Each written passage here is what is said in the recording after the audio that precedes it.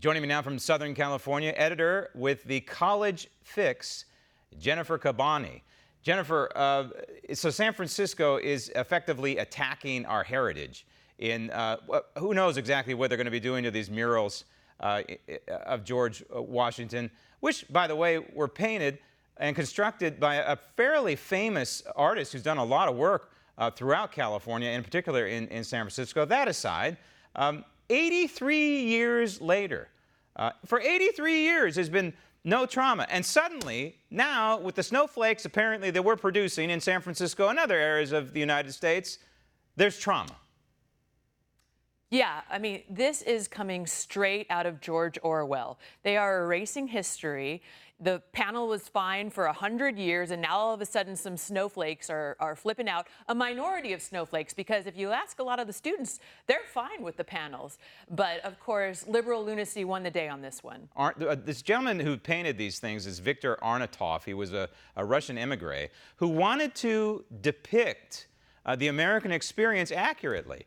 And sure, there are instances that we're not exactly proud of, but these murals are not celebrating the instances that we're not proud of. They're trying to depict a moment in time in history. And I truly wonder, Jennifer, if at George Washington High School in San Francisco, they are really learning about George Washington and how great a person he was prior to the Revolutionary War, during the Revolutionary War, and leading our troops in a very unlikely victory over the British, and then post-Revolutionary War as President of the United States and statesman. He was very, very reluctant in all of these roles, yet he turns out to be what many consider, including myself, the greatest president we ever had.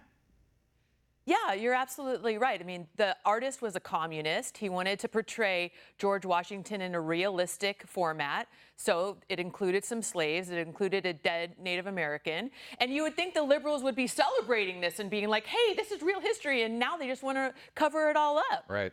Okay, so but on your website, College Fix, you depict moments like this quite a lot, mostly on university campuses, but also at the high school level. And it's interesting because there's another thread that often runs through a lot of your reporting. And that is the mainstream media. The mainstream media will defend, like the report that we just saw, effectively, doesn't even really look at the other side, doesn't look at the elements that we're talking about. All it talks about is how it's offensive now to have this mural up. So in your website, there is a common thread, and that is this unholy relationship between these schools that are attacking our heritage, attacking our culture, and the mainstream media defending it.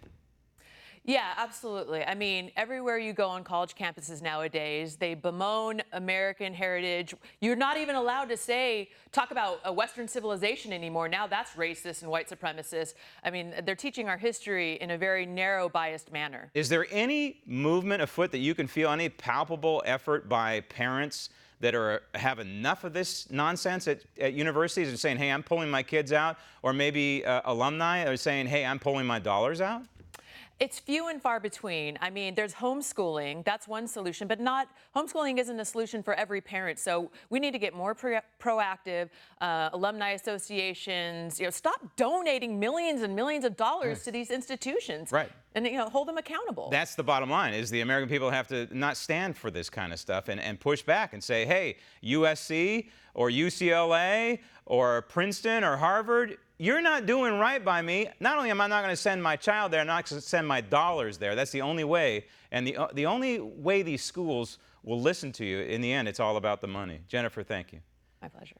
Want to see more videos like this? Click on the link below and subscribe to One American News on YouTube. And call your cable provider and kindly demand that One American News is added to your lineup. Call and subscribe today.